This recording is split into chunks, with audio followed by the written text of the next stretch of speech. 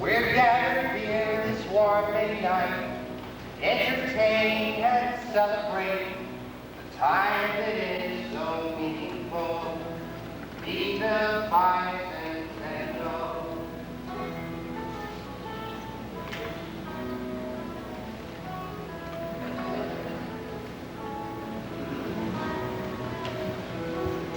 We'll turn the clocks of history back to see what got us where we're at, glimpse the pages of our past, events that live, events that pass.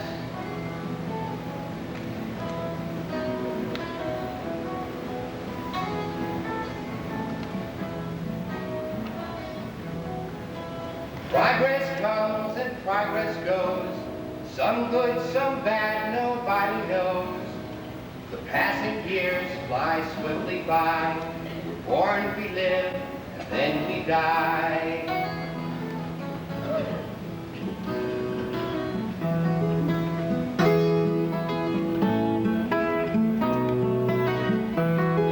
Some things endure beyond our fates, as Meadville's history relates. 2 centuries ago it all began. David Mead, he had a plan.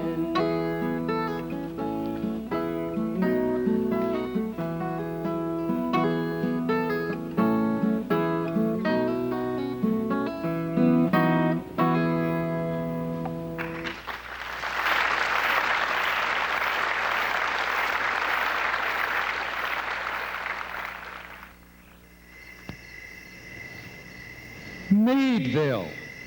Where on God's earth is Meadville? Actually, starting at Philadelphia, you take the Pennsylvania Turnpike, which is Route 276. You take it west to I-79, then you turn north to the Meadville exit. No, no, not now, then.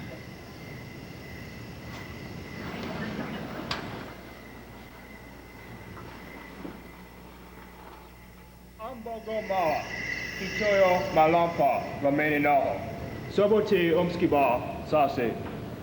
What's he saying, Halftown? He said, begin city, brotherly love. Travel toward setting sun, 7 days journey to fork in 3 rivers. Take middle river, 1 day's journey to land of slippery waters. Go upstream to reach Great Meadow. Cross Great. Wait, he say more. Rossi. Now what'd he say? He say, paddle like hell.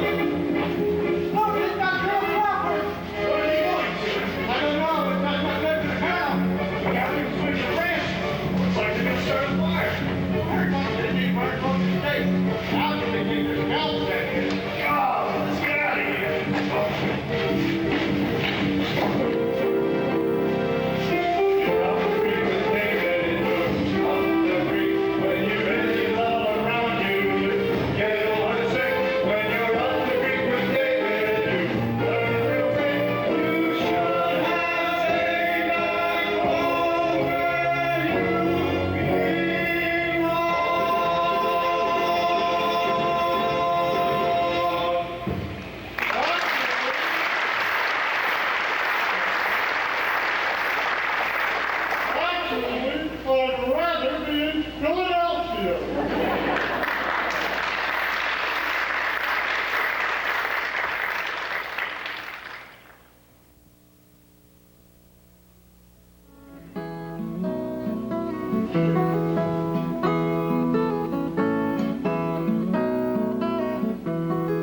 Undaunted by this savage greeting, with ne'er a thought of his retreating, David gathered his little band and said, "This is our new homeland."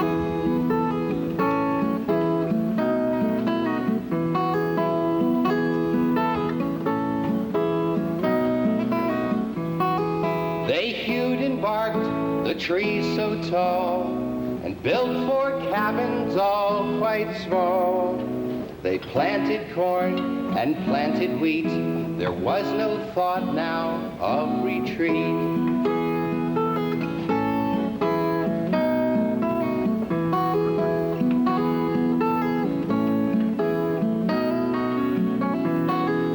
To Northumberland went they one and all, and brought their families back by fall. They gathered in the crops they'd sown, then winter descended on their home.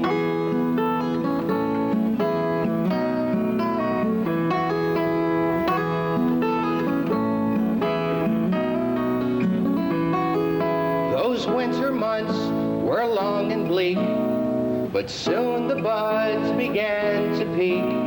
The snows that had been blanketing melted in the wake of spring.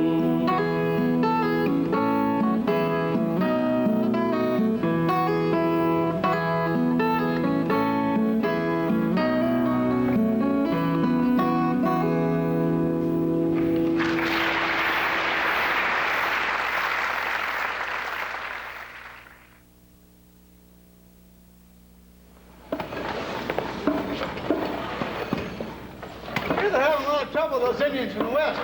Corn planter and his tribe are on it. Boy, those Iroquois are really out for blood. Yeah, Indians are okay as long as they're getting what they want and they get a fair trade. As long as they don't get a snoot full of firewater.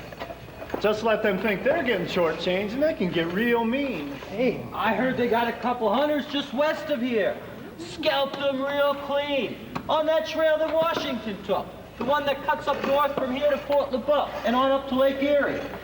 We got a family just south of here. Wiped out the entire family, kids and all. General Wayne hasn't been doing too well lately at getting them under control. Until he can teach them a good lesson, we're never going to be safe around here. No. What we need are some soldiers in our own fort. David should talk to his politician friends. I'm just glad that we have Chief Corn Planter on our side. Isn't it wonderful about Agnes Meade? Imagine, here's such a short time, and already the first baby born in our new home. Well, David always likes to be first at everything he does, so he's running true to form. He's going to make sure the population in his settlement grows, even if he has to do it himself. Oh, she's so cute. Looks just like her father. Oh, no, more like her mother, I say. What's her name? Her name is Sarah, after Sarah in the Bible. You remember, Abraham's wife. And she's already her daddy's girl.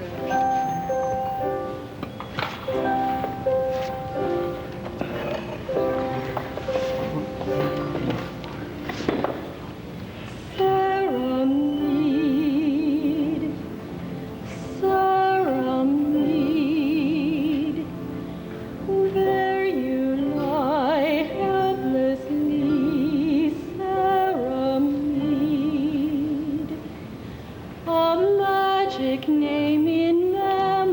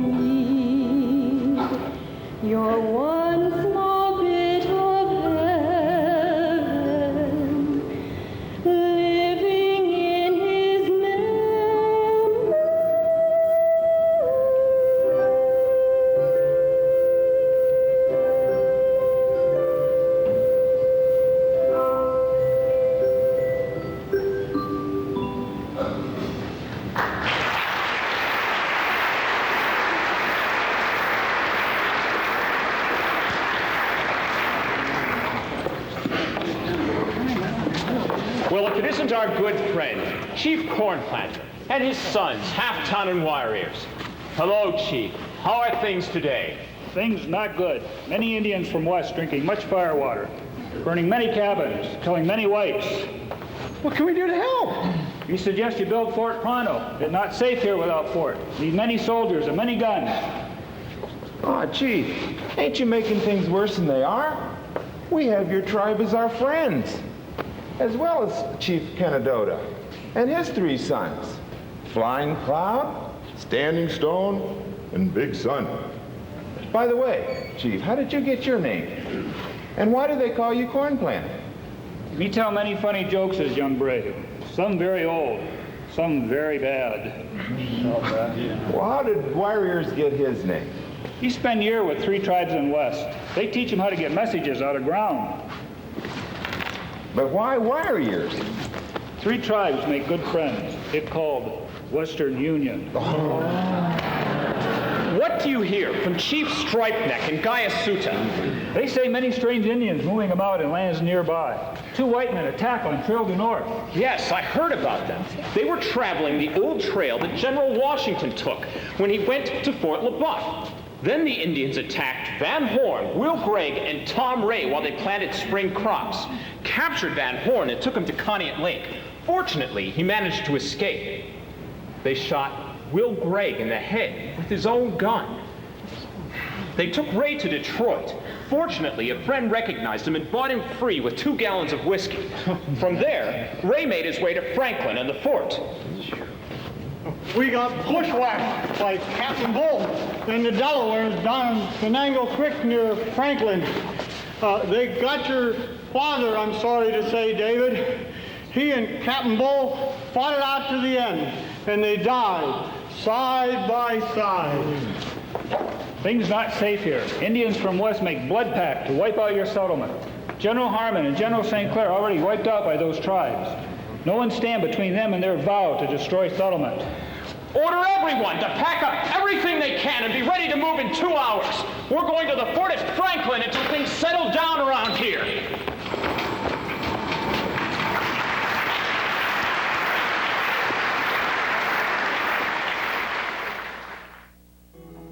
They gathered up their horses, cattle, too few to run the risk of battle.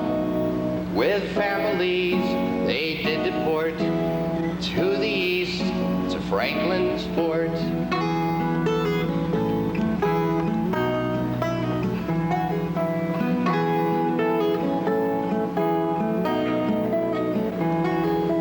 There they spent the next 2 years on these unfriendly new frontiers, till General Wade restored the peace and caused the hostilities to cease.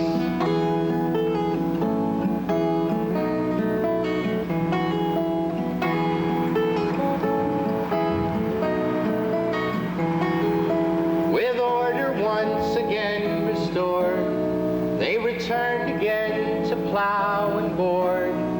The settlement, now safe again, began to grow 5 times, then 10.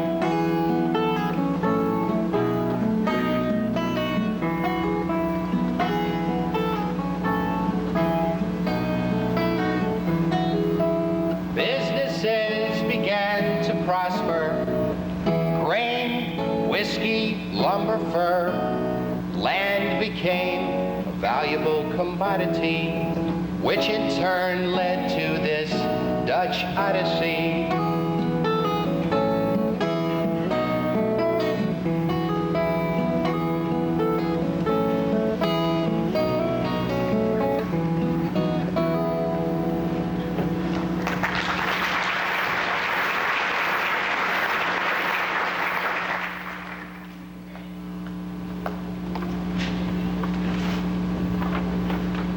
Meadville is fairly well situated on the banks of French Creek, a stream navigable to boats of some size for a good part of the year.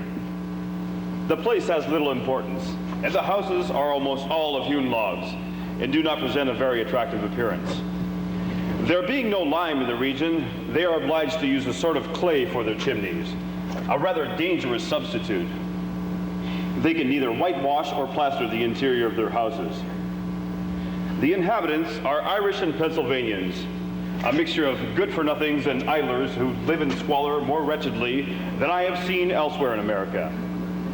There are 2 taverns which are always filled with idlers who waste their time and spend their money on whiskey. And the farmers in the neighborhood seem no better. The Irish appear to have introduced the life they lead in large towns in Ireland, nearly all leading an idle, vicious life, and one can see the result plainly. The soil, which seems rich and free from wood, is almost uncultivated. Grain is twice as expensive as it is elsewhere. 6 weeks after the harvest, and the utmost poverty exists, as one can see by the ragged appearance of the settlers. One thing I have almost forgot to mention is the inhabitants of Meadville are greatly afflicted with goiter, as in some parts of Switzerland. The women seem especially subject to this disease, and in some families, all the children are attacked.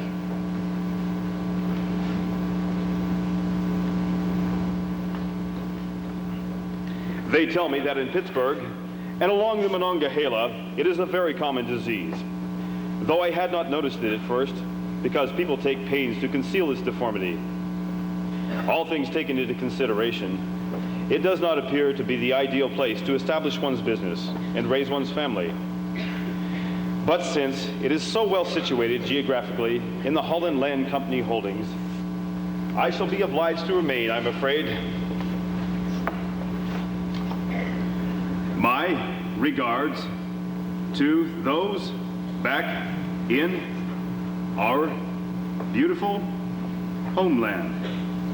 I imagine the tulips are in full bloom at this moment. How I would love to see them. I remain your faithful servant, Harm.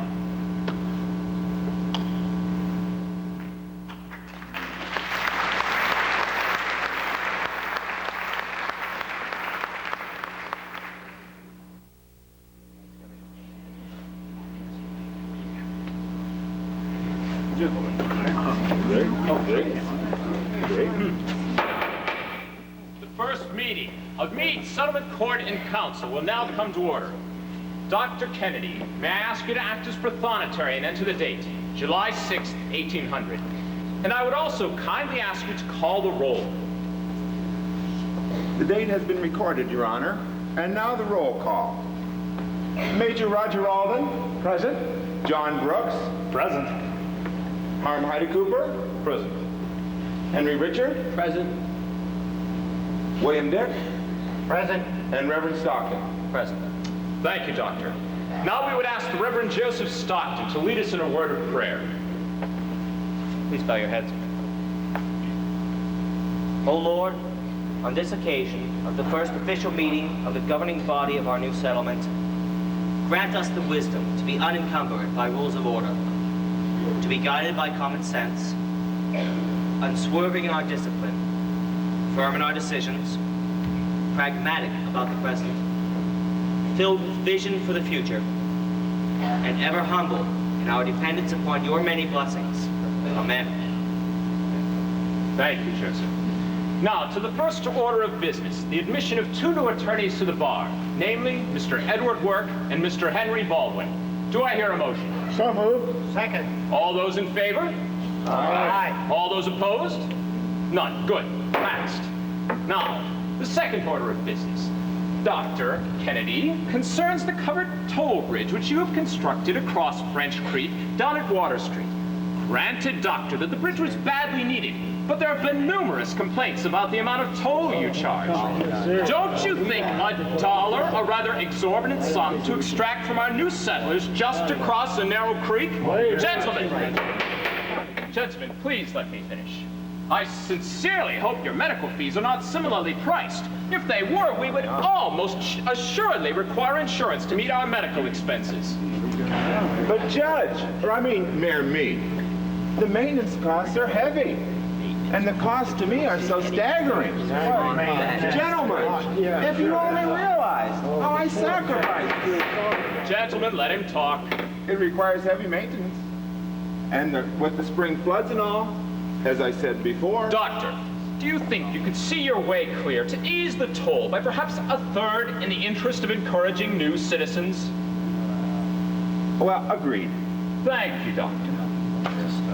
Now, as you are all aware, we are in need of a means of income for our small community in order to prosper and purchase the items that we need. Our main sources of income now include farming and timber, from which we're able to make whiskey for export, as well as supplying our own needs. And we have plenty of needs. I am proposing an organization to develop new industry in our area, new raw materials, new products, new markets. The proposed name of this organization is to be the Meadville Society for the Manufactures and Arts. And I would ask Major Roger Alden to act as president. With his contacts through our local newspaper, the Crawford Messenger, he seems most suited to lead us in this new endeavor. Mr. Mayor, I rise to suggest we refer this to a select committee for further consideration. Mr. Brooks, I believe that the matter is not now open for discussion. As we have discussed informally on several occasions, we have an immediate need to educate the growing number of children in our community. Therefore, we have taken the liberty of securing the services of a Miss Jeanette Finney. She will establish the school and act as its teacher. A suitable building will have to be provided. And we know something of her qualifications? She is a teacher. Having a teacher of any qualification is better than no teacher at all. She also happens to be extremely attractive. She's qualified. Lastly, I would instruct the secretary to write a letter to General Anthony Wayne, congratulating him on the defeat of the Western Indians at Fallen Timbers and the treaty signed subsequently. Also, please thank him for the garrison of 30 soldiers left here to ensure the safety and protection of our small community. Is there any further business to be brought before this assembly? There being no further business, this first meeting of Meade Settlement Court and Council now stands adjourned. Oh, yeah, he's all right. Say anything? I don't know what we're going to do with it. Maybe Harm can help us out. I hope so.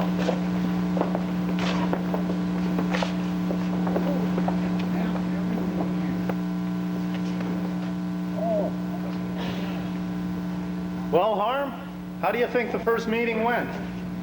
Very well indeed. David Meade knows how to conduct a meeting with great efficiency and dispatch. Your presence and business knowledge helped a great deal. You have made a great deal of money and exert a tremendous amount of influence on our community. Tell me, Harm, if you could sum up your success in one sentence, what would that sentence say?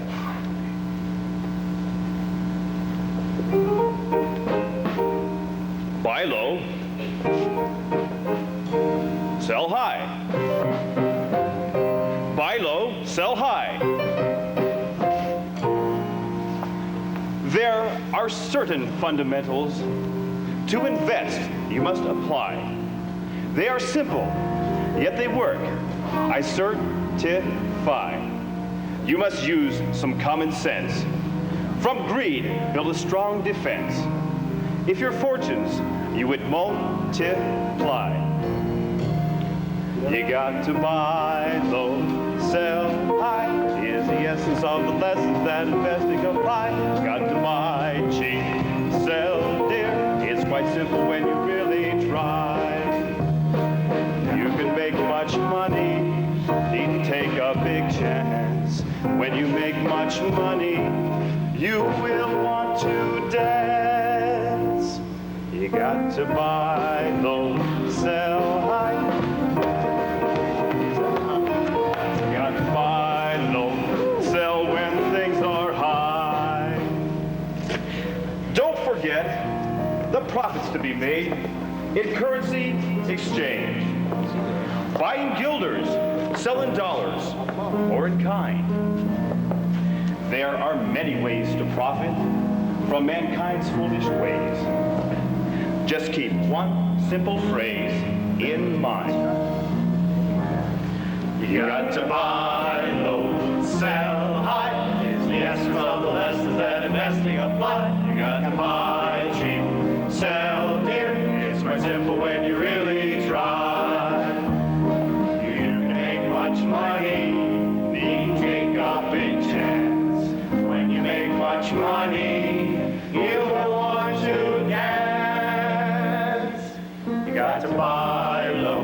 celebrate.